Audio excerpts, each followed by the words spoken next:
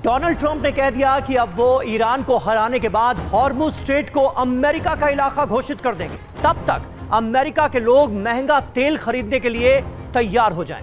और ये जो हॉर्मुज स्ट्रेट है ईरान के लिए तुरुप का इक्का। इसको बचाने के लिए ईरान अब करेगा क्या? कौन सा काला नाग ईरान को डसने के लिए तैयार बैठा है? ईरान बच पाएगा या ट्रंप एक बार फिर झूठे साबित होंगे? नमस्कार दोस्तों, आपके साथ मैं हूं समीर अब्बास। आज एक बार फिर मैं आपकी नजरों के सामने लाने जा रहा हूं हॉर्मुज स्ट्रेट और पूरे अरब का नक्शा। सबसे पहले इस हॉर्मुज स्ट्रेट पर आप नजर डालिए। उत्तर में ईरान और दक्षिण में ओमान।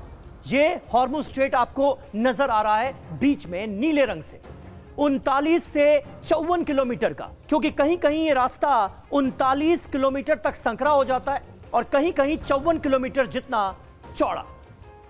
ये रास्ता बीच में आप देखिए 3-3 किलोमीटर का एक बफर जोन भी दिया गया है। और ये क्यों दिया गया है? ताकि जहाज जो है वो आपस में टकराएं ना। कुल लंबाई इसकी हॉर्मुज स्ट्रेट की है 167 किलोमीटर। और हॉर्मुज स्ट्रेट है क्या? जैसा कि आप इस मैप में देख सकते हैं कि एक तरफ गल्फ ऑफ ओमान है, ओमान की खाड़ी, और दूसरी तरफ पर्शियन गल्फ आपको नजर आ रही है जिसे फारस की खाड़ी कहते हैं। और बीच में ये हॉर्मुज स्ट्रेट है। यही सबसे बड़ी जड़ है झगड़े की। एक तरफ ईरान सीना ताने खड़ा है तो दूसरी तरफ ओमान और सऊदी अरब और यूएई। ये देखिए यूएई, अबू धाबी और दुबई। आप सोचते होंगे ना कि जब जब ईरान पर हमला होता है तो सबसे पहले दुबई और अबू धाबी की आफत क्यों आ जाती है? ये रहा ईरान और ये रहा दुबई, अबू धाबी और ये यूएई का पूरा हिस्सा। तो आप अंदाजा लगा सकते हैं कि ईरान के लिए कितना आसान है दुबई को, यूएई को हिट करना, इसे टारगेट करना। और हिट किया क्यों जाता है? क्योंकि यहां पर अमेरिकन बेसेस मौजूद हैं। और आज की तारीख में क्या हो रहा है? आज की तारीख में ये जो गल्फ कंट्रीज हैं, खाड़ी के देश हैं, वो खौफ से डरे सहमे नजर आ रहे हैं। और इन दोनों के ठीक बीच में मौजूद है नीले पानी का एक बेहद संकरा और तंग समुद्री रास्ता जिसे दुनिया स्ट्रेट ऑफ हॉर्मुज के नाम से जानती है, जहां से हर रोज गुजरती है पूरी दुनिया की सांसें थामने वाली कच्चे तेल की बहुत बड़ी सप्लाई। ये जो एरोज आपको नजर आ रहे हैं, ये हमने दिखाया कि किस तरह से जहाज यहां से वहां गुजरते हैं और पर्शियन गल्फ से गल्फ ऑफ ओमान का रुख करते हुए दुनिया के अलग अलग हिस्सों में तेल की बड़ी सप्लाई होती है। लेकिन आज इसी हॉर्मुज के संकरी गली में एक ऐसा काला जहरीला नाग रेंग रहा है जो पूरे अरब जगत को महाविनाश के मुहाने पर लाकर खड़ा कर चुका है। आप सोच रहे होंगे ये काला नाग, इसका जिक्र मैं बार बार क्यों कर रहा हूं? ये देखेंगे अगर आप हॉर्मुज स्ट्रेट के नक्शे में तो आज की तारीख में ये काला नाग आपको नजर आएगा। जी हां, इस वक्त हॉर्मुज के नीले पानी में लगभग 3,80,000 लीटर कच्चा तेल बहकर फैल चुका है। यह है वो काला नाग। और अगर आप इस तबाही को नक्शे के आईने में देखेंगे तो ईरान के ये क्या है? Qeshm island. इसका नाम आपने लगातार खबरों में सुना होगा। ईरान के केशम द्वीप से लेकर सीरी द्वीप के तटों तक सीरी आइलैंड ये रहा। मैप में एक एक डिटेल मैंने आपके सामने रख दी है ताकि जो पूरी जियोपॉलिटिकल लोकेशन है हॉर्मुज स्ट्रेट की वो आपको समझ में आ जाए। ईरान के केशम आइलैंड से लेकर सीरी आइलैंड का जो द्वीप है उसके तटों तक समुद्री पानी पूरी तरह से काले मोबिल ऑयल जैसा गाढ़ा हो चुका है। ये देखिए, और इसी को मैं कह रहा हूं काला नाग, जो कि ईरान को भी डस सकता है। सिर्फ ईरान ही नहीं बल्कि ओमान के खूबसूरत समंदर में करीब 390 वर्ग किलोमीटर का विशाल दायरा इस काले जहर की आगोश में आ चुका है। इस मैप में देखकर आपको दूर से लग रहा होगा कि हां ये एक छोटा सा हिस्सा ही तो है, लेकिन ये 390 वर्ग किलोमीटर का इलाका है। अभी भी नहीं समझ पा रहे हैं आप, लग रहा है 390 वर्ग किलोमीटर जानते हैं कितना हुआ? फुटबॉल का मैदान देखा है आपने? फुटबॉल मैचेस जब होते हैं तो मैदान कितना बड़ा होता है? फुटबॉल मैदान का जो एरिया होता है उसका 54,000 गुना कर दीजिए। ये वो इलाका है। और आज की तारीख में ये काला नाग जो है ये इतने बड़े एरिया में यहां धाक जमाकर बैठ गया है। ये है वो तेल जो समंदर में बिखरा हुआ है। और कुल मिलाकर देखें तो लगभग 2000 वर्ग किलोमीटर का यह जो विशाल समुद्री क्षेत्र है, इस वक्त तेल की एक भयावह परत से ढक चुका है।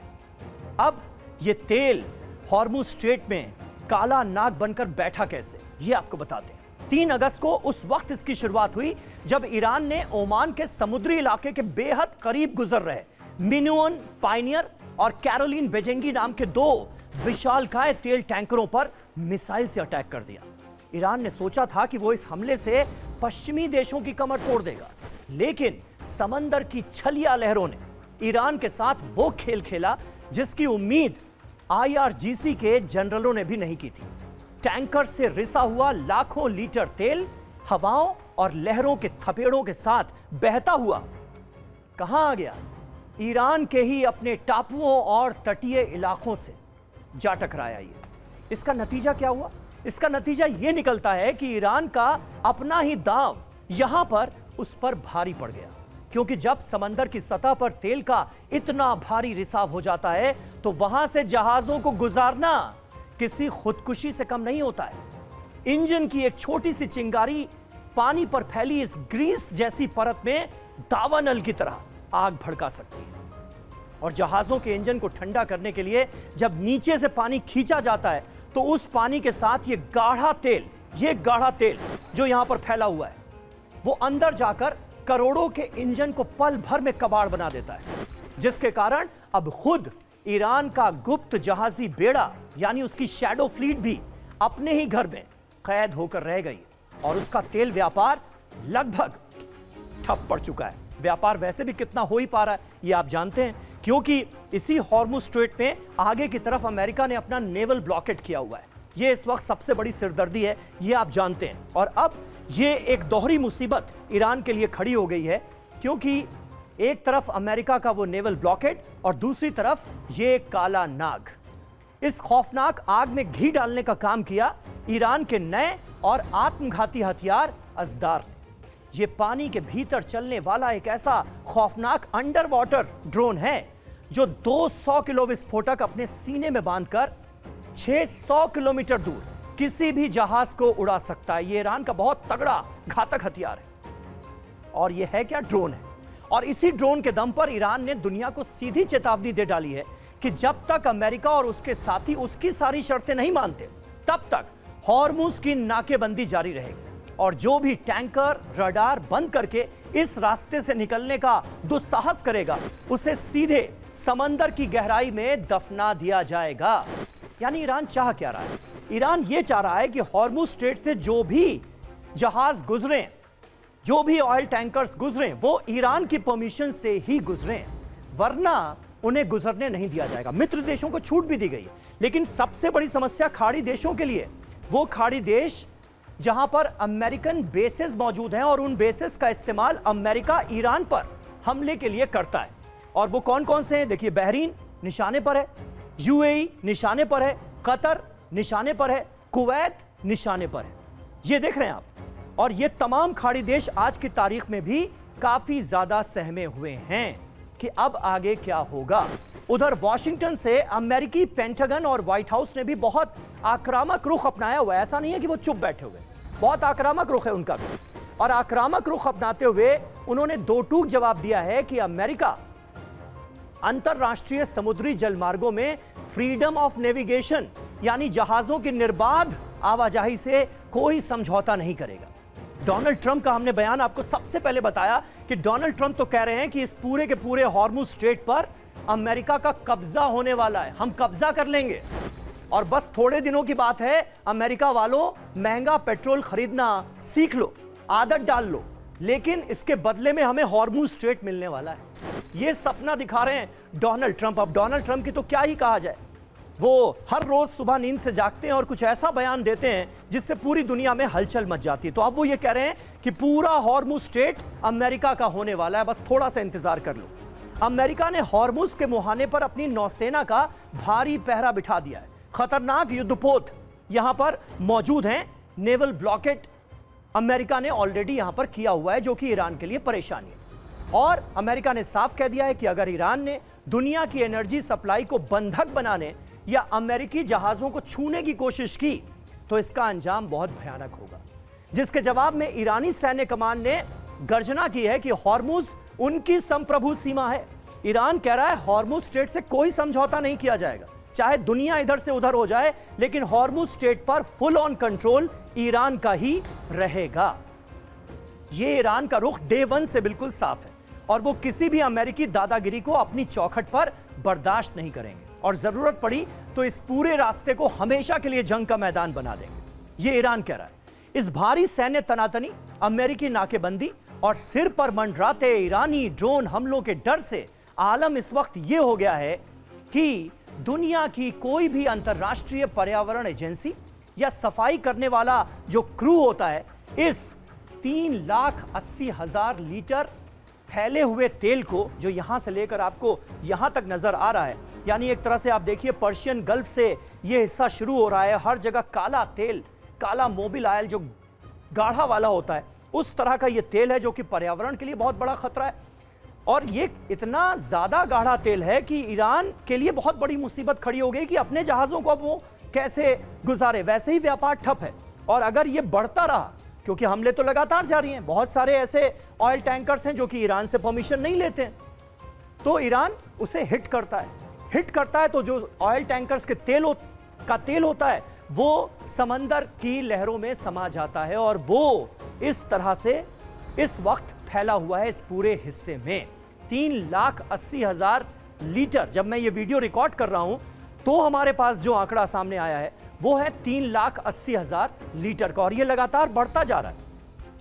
अब इसे साफ करने के लिए समंदर में उतरने की हिम्मत, आप सोचिए आज की तारीख में कौन जुटाएगा, कौन जुटा पाएगा ऐसी हिम्मत कि इसको साफ किया जाए, इस मुसीबत से निजात दिलाई जाए। और ये मैंने आपको बताया कि हॉर्मुज स्ट्रेट कितना इंपॉर्टेंट है कि यहां से जो तेल होकर गुजरता है वो दुनिया की 20% ऑयल सप्लाई को सीधे इंपैक्ट करता है। अब आप सोचिए, ये सिर्फ ईरान, अमेरिका, ओमान, यूएई की बात नहीं है, ये पूरी दुनिया के लिए खतरे की बात है कि आज ऐसे हालात हो गए। अब खतरा सिर्फ इतना भर नहीं है, असली महाविनाश तो अभी बाकी है, क्योंकि अमेरिकी सैंक्शंस यानी अमेरिका की तरफ से जो प्रतिबंध ईरान पर लगाए गए हैं वो और नाकेबंदी के चलते ईरान का तेल भी नहीं बिक पा रहा है और उसके जमीनी स्टोरेज टैंक लगभग पूरी तरह से भर चुके हैं।